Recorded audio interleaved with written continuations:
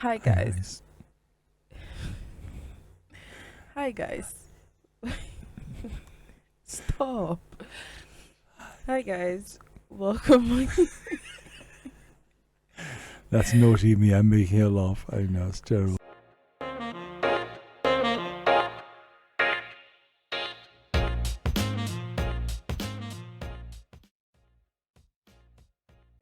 Welcome back to our channel. I'm Elsie and this is. Tony? Now today we're talking about a very controversial topic as we usually do. Now, what would you say cultural appropriation is? Cultural appropriation. Well, basically, I think as it says, break down the words, we're appropriating either fashions or styles or ideas from another culture. But as to what value we ascribe to that, or what our intention is, or whether we're doing it to demean or belittle, Yeah. or whether, what our idea is, that puts a whole different idea, a whole different meaning on what we've done. Mhm. Yeah. I mean, this topic has always been very confusing to me. And I think that one thing I've always said is like obviously I'm black, in case you didn't know. But for those of us visually challenged. But obviously, like I've always said that the black community in the US is quite different from black people who actually live in Africa. Yes. So I've always been very, very confused about the whole thing about cultural appropriation. Like, why can't someone else do this hairstyle just because your ancestors did it? And I think I have an answer to that, but I'm still not very, convinced. So I was reading that obviously, like historically and culturally and spiritually as well, Yeah. I think it's more pertaining to hairstyles. So like dreadlocks and cornrows have been used to maintain people's roots and Okay. connectivity to their roots to Right. if yeah, for lack of a better word. So so cornrows especially was a hairstyle that people used to do when I read about Nigeria.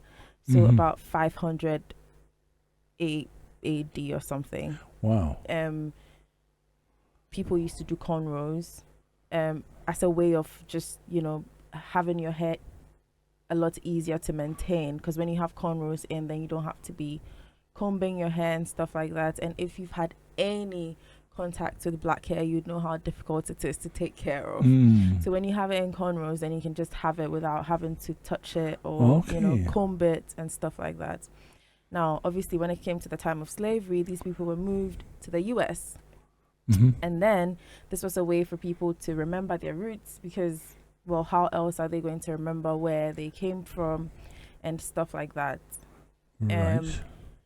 Also, during slavery, people used cornrows as a way to remember like literally roots, not roots ROOTS, but roots ROUTES.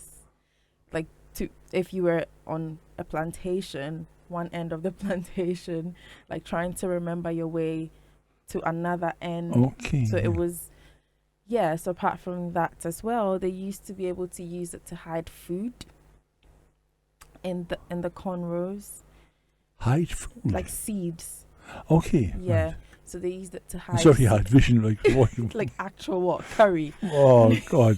Never mind. No, but obviously this is something like these are things that I've always been very ignorant about and have just started reading on.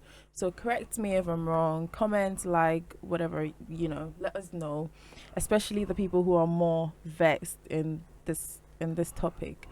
But from what I hear, like, so these people use these things to have connection to their roots. Okay. But then Yeah. a black person does cornrows to work and then they're reprimanded. So not not in the 21st century, but years ago, people used to actually be fired. Like there's historical evidence of people being fired Okay. because of their hairstyle. So like if a man did dreadlocks to work, Yeah. they'll get fired for it. Now, where the cultural appropriation comes in is if you did dreadlocks to work, you won't get fired for it. You don't have hair at the moment, but No, that's true. But when you say you wouldn't get fired for it, here's an interesting thing. On the one level, I wouldn't expect to be fired if I had dreadlocks, sure. But I might quite easily expect to be cancelled, to be sort of harassed, to be despised, to be doxxed by all sorts of people. No, by black people, right? Yeah. No. So what I read is where the cultural appropriation comes in is obviously if you went to work and then someone else in power just deemed your hairstyle as inappropriate for the work environment. Right. But someone else, like let's take away the fact that other black people would see you for your hairstyle and cancel you. But if just let's limit ourselves to the work environment. Right. You won't get fired for having your hair a certain way as a white person. Like it's not deemed as not official enough. Right, like but then in term. fairness, I don't know if any black people get fired. Yeah, not now, but years ago. Yeah, they but then used you're to get conflating that. the two. The sort of me, if you like, in the present, who wouldn't get fired, and a Yeah. black person maybe 100 years ago who would. Yes. So what it is like this, it's a little bit of a sensitive topic because black people used to get this kind of treatment Okay. for doing that, and now, okay, like they've suffered enough, and Right. and now, okay, let's say that's dying down, and I won't even lie, a man in dreadlocks is still seen as not official enough. Like in the workplace, Mhm. like a black man in dreadlocks would be seen as not looking official enough, even though now that kind of thing is dying down. Like you won't get people talking about it too much. Like How do you mean official enough? like you're not looking presentable Presentable. enough. Yeah. Okay. So even though you won't get that kind of like, you obviously won't get fired for doing Right. like we now get black men in dreadlocks at banks and stuff, but that kind of hurt has been carried on. Like if we used to be treated like this way for having this hairstyle, Right. and it was by people, white people in authority, Yeah. then why should these same people have these hairstyles? Like, Wow. Okay. yeah, Well. like that's like it's not a matter of whether I agree with it or not, but then that's what I like. And again, I can't have any emotional attachment to it because my great grandparents were not enslaved, but like because I've lived in Ghana all my life. But again, so like there's different sets of people who have these kind of Sure. emotional attachments and sentiments to these historical facts about why and why not you can and cannot have these hairstyles. Now I will pause here and ask you what you think before I continue. Okay, no, thanks. Well, obviously, thank God, neither myself nor, as far as I know, my grandparents were not enslaved either. But, how should you say, I wouldn't wish to go out of my way to offend anybody, absolutely, Yeah. whatever their colour. But equally, I find it hard to accept that we should necessarily choose not to dress in a certain way if that's what we like to wear. If somebody likes wearing jeans, go for it. If they like a sarong, go for it. If they like to shave their heads, which many people do, fine. Or they want to wear, I don't know what I can't really see why there has to be a problem. I can see how some people make it a problem, but I can't see why there has to be a problem Why with there that. has to be If a a problem. person is not being, as I say, overt. In fact, it really, since we have moved on in the sense of slavery is illegal, etc., surely it should be taken as some kind of a compliment. Right. You know, if I want to sort of admire somebody's national dress or their hair, yeah, I mean, we'll see a white guy with dreadlocks. Well, he's still a white guy. You can see he's white. Right. It's not like he's pretending to be a sort of a black person from birth. Okay, Yeah. he's white. But he likes that hairstyle. Well, Right. you know, what would happen if a black guy was putting his arms around that guy's shoulder and saying, "Brother, that's fantastic. You like our hairstyle." Yeah. Well, that would be, I think, the appropriate response. Right. Um, And yeah, actually, I was just, and again, like, whatever we say is just like, it's an open discussion, and we're just saying what we think, and you can say what you think, and no one has to be overly emotional about it. We're ready to learn, and like, basically just sharing what we currently know and feel about the whole cultural appropriation thing. And before this, I was just watching a video of a black girl who was harassing a white guy because he had what looked to me as dreadlocks, and was saying, "Why do you have dreadlocks?" And well, I was reading that in order for it not to be cultural appropriation, the only way you can represent other people's cultures is to understand the histories and to be able to, know where it came from and then appreciate it. Which is very funny, because then if someone has cornrows and the person is walking, how would you then know whether the person knows the history? I know. I mean, what do you have to have? Some kind of a badge to say, yes, I've read the history, I sympathize with the plight. Oh my God, yeah. But that's funny, like that last thing you said about sympathizing, because then the article also said that when you do these hairstyles, or when you have these representations of other people's cultures, to like be able to, how you like when you make a movie and then you use a particular song to like copyright, like to tag in quotes the person who made the song, kind of like that, like to say, oh, I know the pain that comes with this kind of hairstyle, and I appreciate what you've been through, and not like, so in other words, like without doing that, then you're just making it a fashion statement again, which I don't see what the problem is with it. Like wearing a hairstyle as a fashion statement, which is what a hairstyle is in the first place anyway. So it's like, okay, if you had a hairstyle which had some form of cultural meaning, connotations, then you have to see, it's very, like you say, like making problems where there's none.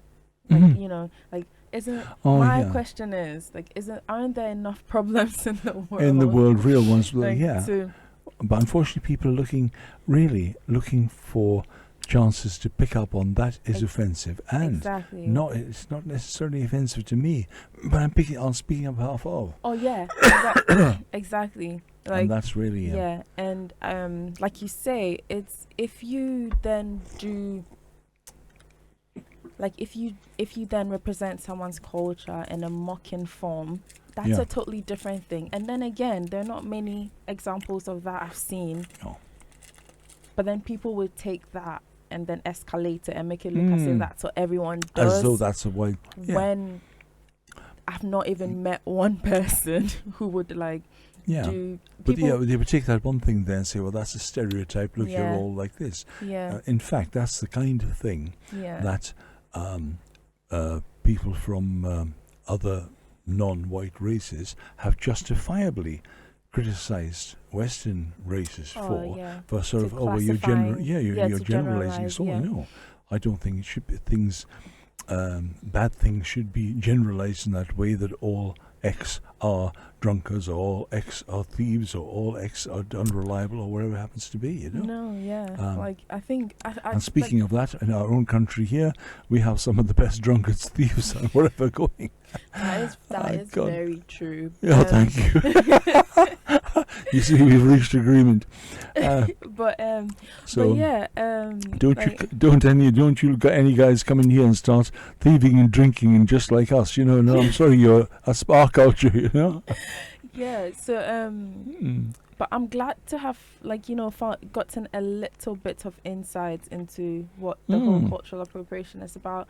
even though I've not gotten any satisfaction yet as to Mhm. why people are very emotional about it, and I would honestly like to know and understand. I've watched numerous videos on people explaining, and it's always about, oh, we used to be. I'm like, Yeah. well, first of all, if we've all agreed that we're trying to move away from Mhm. slavery and its effects, and okay, then maybe like why are you still trying to hold on to, again, not to be insensitive, of course, hold on to things that connect, especially for people who don't exactly know Mhm. which part of Africa they come from, because they've, like, it's been watered down and they don't know where their great great grandparents were captured from and stuff like that. So that's the only thing that connects them to their roots.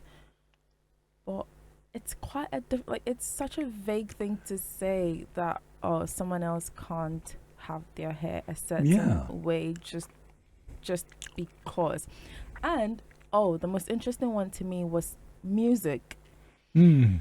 And then they said that certain slangs are only, like, can only be used in certain cultures, which is funny because then music, like, it's a monetized thing. Mhm. So why would you make music which includes certain words that you only want a certain group of people to use Mhm.